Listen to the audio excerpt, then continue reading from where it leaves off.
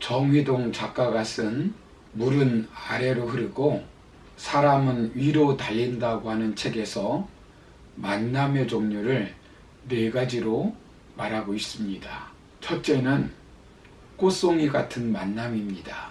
처음은 화려하지만 시간이 지나면 시들고 그만인 만남입니다. 둘째는 지우개 같은 만남입니다. 즉 지워버리고 싶은 만남입니다. 셋째는 생선 같은 만남입니다. 시간이 지날수록 썩은 냄새 나는 만남입니다. 넷째는 손수건 같은 만남입니다. 눈물과 땀을 닦아주는 만남입니다.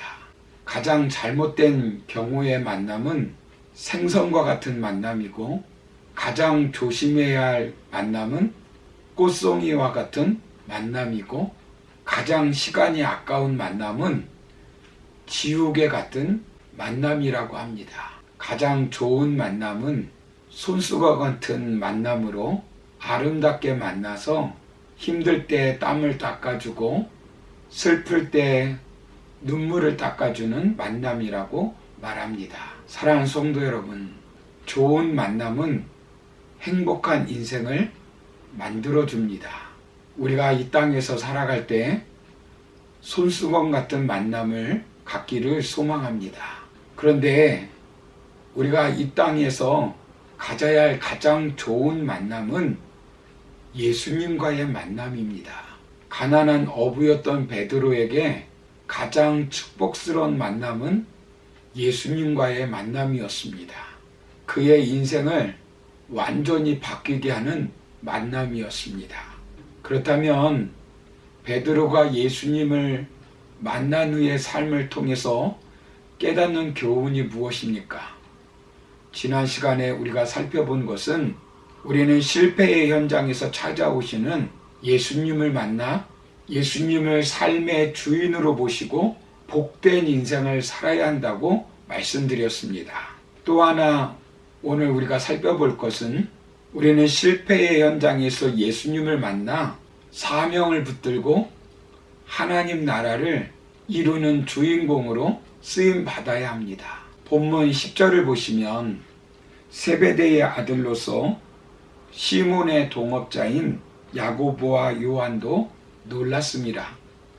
예수께서 시몬에게 이르시되 무서워하지 말라. 이제 후로는 네가 사람을 취하리라 하시니라고 말씀합니다. 실패의 현장에 찾아오셔서 축복의 현장으로 바꾸어 주신 예수님은 베드로에게 무엇이라고 말씀합니까? 방금 읽은 10절을 보시면 무서워하지 말라 라고 말씀합니다. 그리고 바로 이어서 하시는 말씀이 네가 사람을 취하리라 라고 말씀합니다. 이제까지 고기를 잡는 어부였다면 앞으로는 사람을 낚는 어부가 되라고 하는 말씀입니다. 실패의 현장에 찾아오신 예수님의 이유이기도 합니다. 베드로를 예수 그리스도를 전하게 하는 사명자로 부르시기 위함입니다. 이때 베드로는 어떻게 합니까? 본문 11절을 보시면 베드로뿐만 아니라 동업자 어부인 야고보와 요한도 예수님을 따르는 제자가 되었습니다. 예수님은 베드로를 3년 동안 훈련시켰습니다. 그러나 사람이기 때문에 많은 실패와 실수가 있었습니다. 베드로가 물 위를 걷다가 실족하여 물에 빠지기도 했습니다. 예수님께서 발을 씻겨주시니까 그 의미를 모르고 거절하기도 했습니다. 요한과 자리 다툼을 하기도 하고 혈기를 참지 못하고 말고의 귀를 베기도 했습니다. 주는 그리스도시요 살아계신 하나님이라고 고백하면서 자신은 절대로 예수님을 부인하지 않겠다고 장담했습니다. 그러나 예수님이 붙잡히시니까 3번이나 모이른다고 부인하고 도망을 갔습니다. 예수님의 부활의 소식을 들었지만 디베랴 바닷가에서 물고기를 잡고 있었습니다.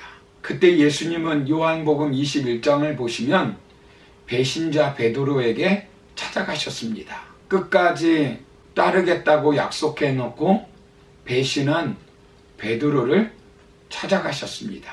우리 주님은 오늘날도 마찬가지로 실패했다 할지라도, 배신했다 할지라도, 도망갔을지라도 찾아오시는 분이십니다. 예수님은 우리가 어떤 형편, 어떤 처지에 있다 할지라도 찾아오셔서 회복시켜 주십니다. 예수님은 베드로를 찾아가 잃어버린 사랑을 회복시켜 주십니다.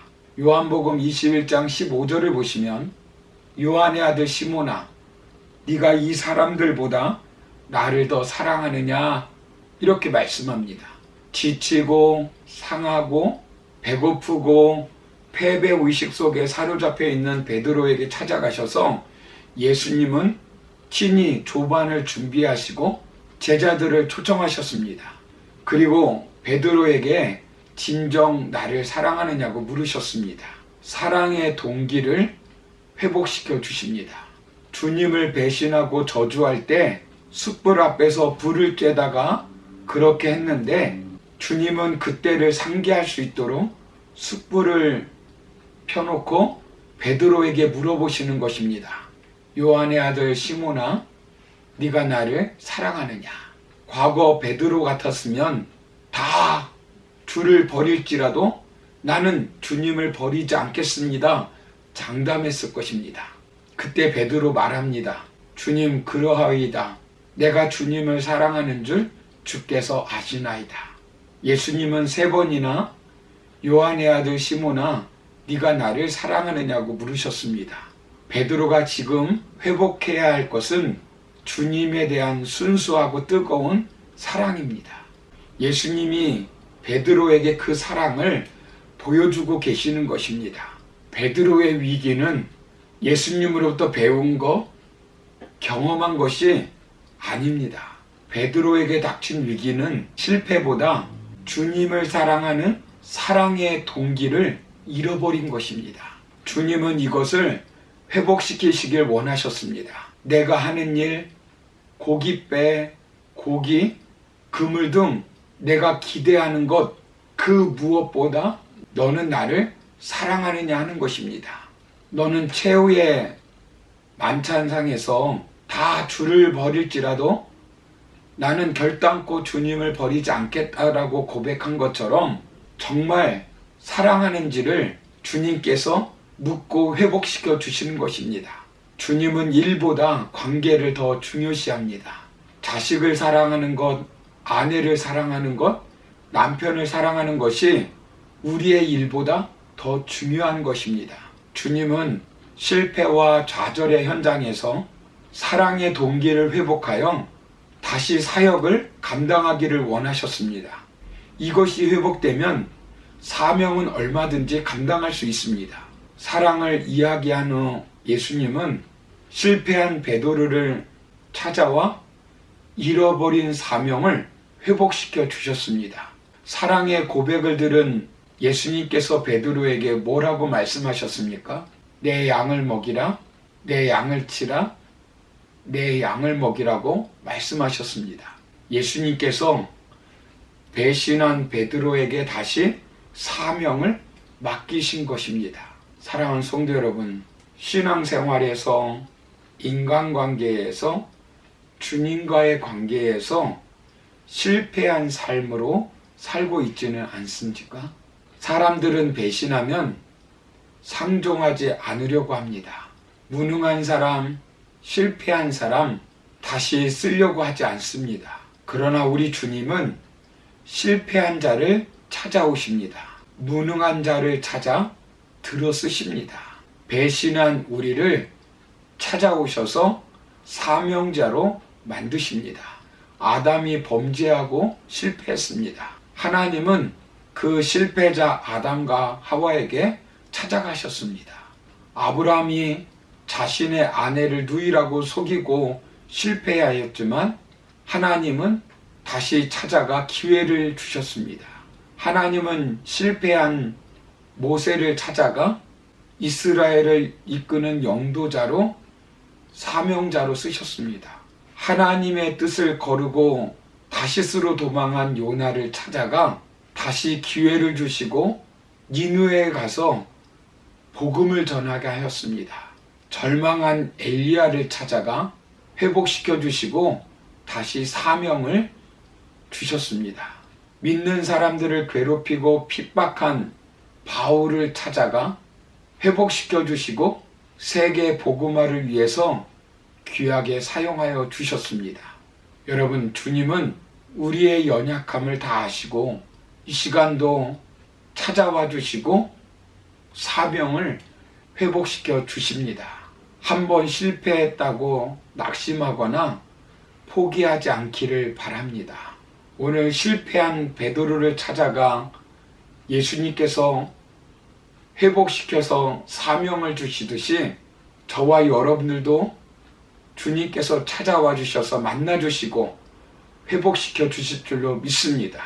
그 주님의 사랑과 은혜로 말미암아 하나님 나라를 위해서 일하는 사명자의 삶을 살아가는 복된 저와 여러분 다 되기를 주의 이름으로 축원합니다.